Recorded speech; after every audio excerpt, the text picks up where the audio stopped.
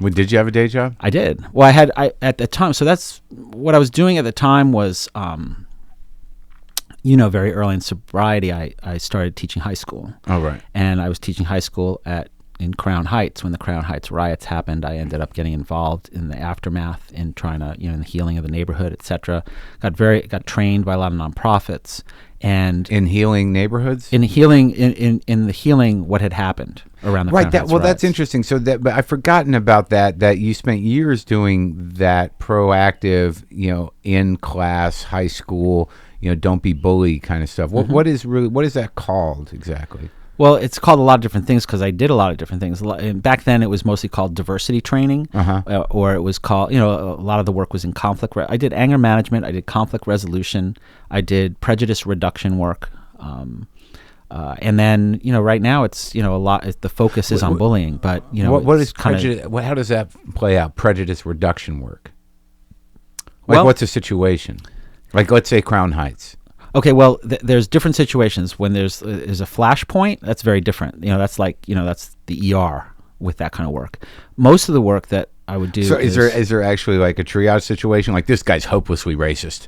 Bring in the next case. Something like that. You're not doing a lot of one-on-one work in that way. Yeah. You're dealing with groups of people, and there were a couple times where I was sent into a school and we weren't given sufficient information. Yeah. And it would be chaos, because. What kind of school? Like, what do you mean chaos and what way? Well, the chaos would be, like the kids weren't told why they were coming into this workshop. Was it mixed? Was it blacks and whites? Yeah.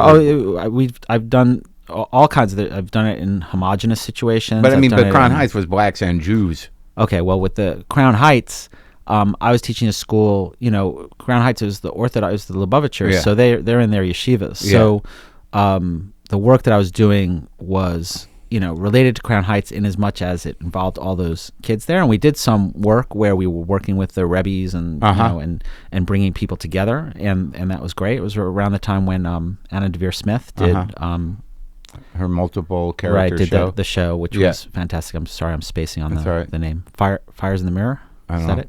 Sounds anyway, good. So I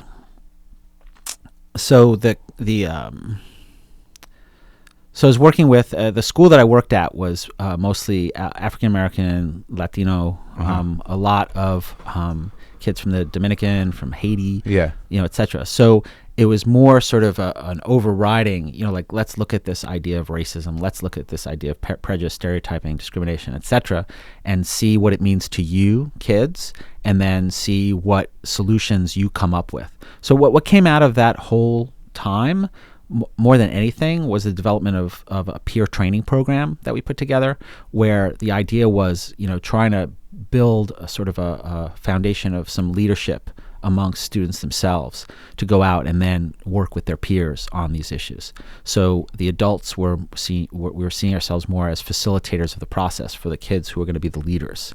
But at the same time, sometimes as adults, we we drop in.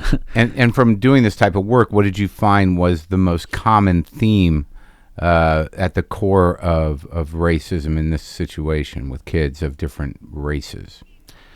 I think the common theme is that in some ways that class is actually one of the biggest factors.